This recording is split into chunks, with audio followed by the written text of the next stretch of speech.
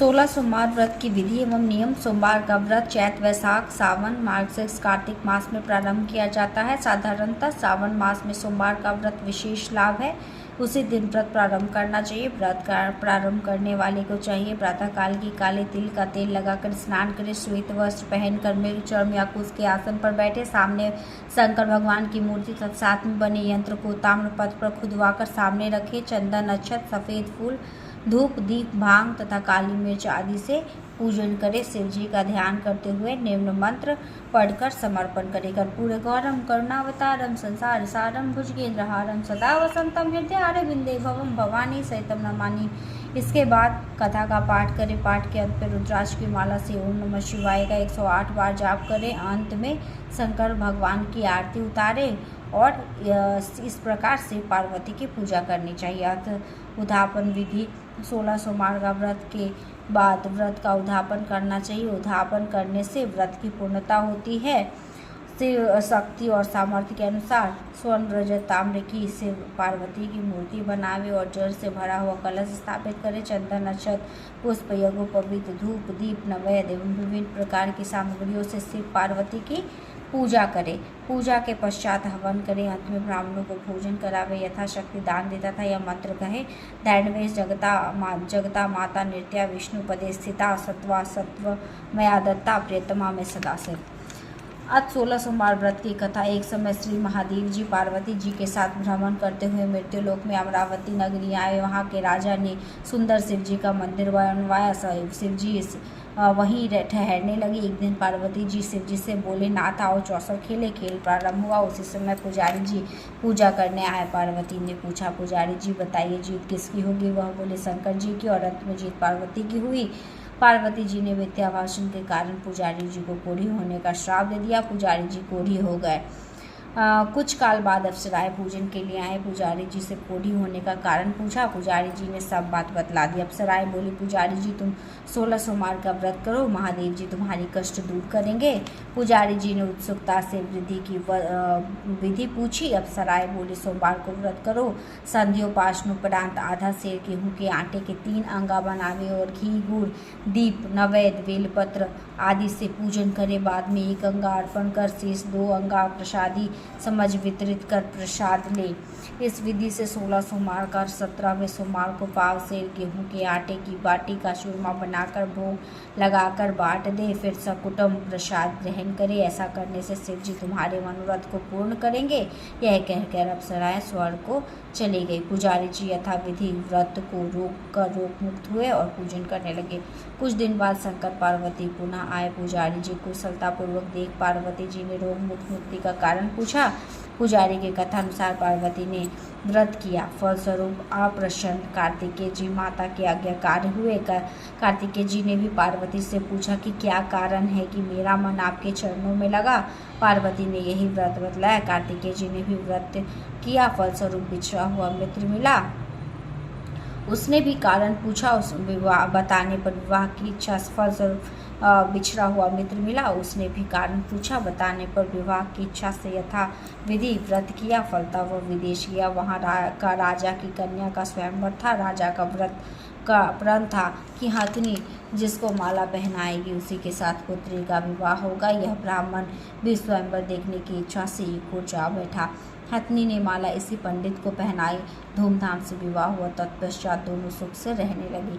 एक दिन राजकन्या ने पूछा, नाथ आपने कौन सा पुण्य किया जिससे राजकुमारों को छोड़ हथिनी ने आपका वरण किया? ब्राह्मण ने 16 सोमवार का व्रत सविधि बताया। राजकन्या ने सत्पुत्र प्राप्ति के लिए व्रत किया और सर्वगुण संपन्न पुत्र प्राप्त किया।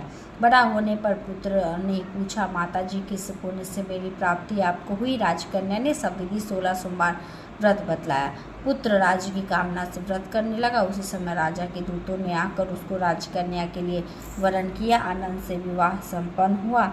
राजा के देवलोक होने पर ब्राह्मण कुमार को गद्दी मिली। फिर भी वह इस व्रत को करता रहा। एक दिन उसने अपनी पत्नी से पूजन सामग्री शिवालय में ले चलने को कहा, परंतु उसने दासियों के द्वारा भिजवा दी।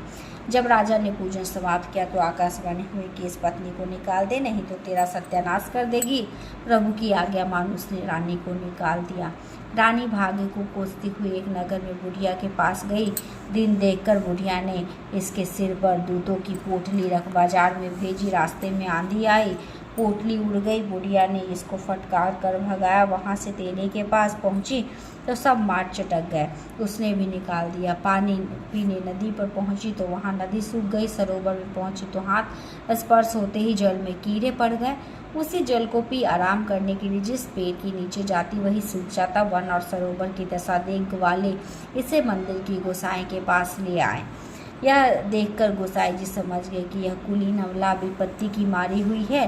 धैर्य बांधते हुए बोले, बेटी तू मेरे यहाँ रह, किसी बात की चिंता मत कर। रानी आश्रम में रहने लगी, परंतु जिस वस्तु से उसका हाथ लगे उसी में कीड़े पड़ जाए। दुखी हो गोसाई जी ने पूछा, बेटी किस देव की आराधना से तेरी यह दशा हुई है? रानी ने बताया, मैं पति की आज्ञा का उल्लंघन कर महादेव जी के पूजन को नहीं गई। गोसाई जी ने शिव जी से प्रार्थना की। गोसाई जी बोले, बेटी तुम 16 सोमवार का व्रत करो। रानी ने सविधि व्रत पूर्ण किया। व्रत के प्रभाव से राजा को रानी याद आई। दूतों की उसकी खोज करने के लिए भेजा। आश्रम में रानी को देख दूतों ने आकर राजा को रानी का पता बताया। राजा ने जाकर गोसाई जी से कहा, महाराज यह मेरी पत्नी है। शिव जी के रुष्ट होने से मैंने इसका परित्याग किया। अब शिव जी की कृपा से इसे लेने आया हूँ। कृपया इसे जाने की आज्ञा दे। गोसाई जी ने आज्ञा दे दी। राजा रानी नगर में आए। नगरवासियों ने नगर सजाया, बाजा बजने लगे, मंगलोचर हुआ। शिव जी की कृपा से प्रति वर्ष 16 सोमवार व्रत को कर रानी के साथ आनंद के साथ रहने लगे। अंत में शिवलोक को प्राप्त हुए। इसी प्रकार जो मनुष्य से भक्ति सहित और विधि पूर्वक 16 सोमवार व्रत को करता है तथा कथा सुनता है, उसकी सब मनोकामनाएं पूर्ण होती है और अंत में शिवलोक को प्राप्त होता है। आज सोमवार व्रत कथा। एक साहूकार बहुत ही धनवान था। उसको धन आदि में किसी प्रकार की कोई कमी न थी, परंतु पुत्र न होने के कारण वह अत्यंत दुखी था। वह इसी चिंता में दिन रात रहता था और पूजन किया करता था। सायंकाल को शिव जी के मंदिर में जाकर दीपक जलाया करता था। उसके इस भक्ति भाव को देखकर एक समय श्री पार्वती जी ने शिव जी महाराज से कहा कि हे महाराज, यह साहूकार आपका अत्यंत भक्त है और सदैव आपका व्रत और पूजन बड़ी श्रद्धा से करता है, अतः इसकी मनोकामनाएं पूर्ण करनी चाहिए। शिव जी ने कहा कि हे पार्वती, यह संसार कर्म क्षेत्र है। जैसा किसान खेत में जैसा बीज बोता है वैसा ही फल काटता है, उसी प्रकार इस पार्वती जी ने अत्यंत आग्रह से कहा कि महाराज, यह आपका ऐसा भक्त है और यदि इसको किसी प्रकार का कोई दुख है तो उसको आपको अवश्य दूर करना चाहिए, क्योंकि आप तो सदैव अपने भक्तों पर दया करते हैं, उनके दुखों को दूर करते हैं। यदि आप ऐसा नहीं करेंगे तो मनुष्य क्यों आपकी सेवा व्रत पूजन? पार्वती जी के ऐसा आग्रह कर शिव जी महाराज प्रसन्न हो कहने लगे, पार्वती इसको कोई पुत्र नहीं है, इसी पुत्र चिंता से यह अति दुखी रहता है। इसके भाग में पुत्र न होने पर भी मैं इसको पुत्र की प्राप्ति का वर देता हूँ, परंतु वह केवल 12 वर्ष तक ही जीवित रहेगा। इसके पश्चात वह मृत्यु को प्राप्त होगा। इससे अधिक मैं और कुछ इसके लिए नहीं कर सकता। यह सब बात साहूकार सुन रहा था।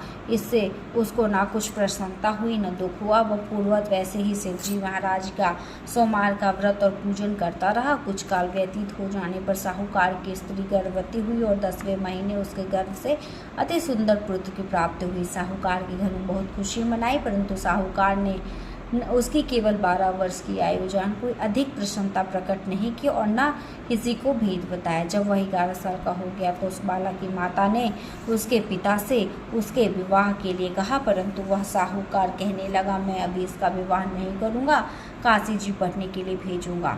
फिर उस साहूकार ने अपने साली अर्थात बालक के मामा को बुला उसको बहुत सा धन देकर कहा, तुम इस बालक को काशी जी पढ़ने के लिए ले जाओ। रास्ते में जिस जगह भी जाओ वहाँ यज्ञ करते, दान देते, तब ब्राह्मणों को भोजन कराते हुए जाओ। इस प्रकार वह दोनों मामा भांजे सब जगह यज्ञ करते और ब्राह्मणों को भोजन कराते जा रहे थे। रास्ते में उनका एक शहर पड़ा। उस शहर के राजा के कन्या से का विवाह था और दूसरी ओर राजा का लड़का जो विवाह के लिए बारात लेकर आया था वह आँख का काना था। लड़के के पिता को इस बात की बड़ी चिंता थी कि वर को देखकर कन्या के माता पिता विवाह में किसी प्रकार की अड़चन न पैदा कर दे। इस कारण जब उसने अति सुंदर सेठ के लड़के को देखा तो मन में विचार किया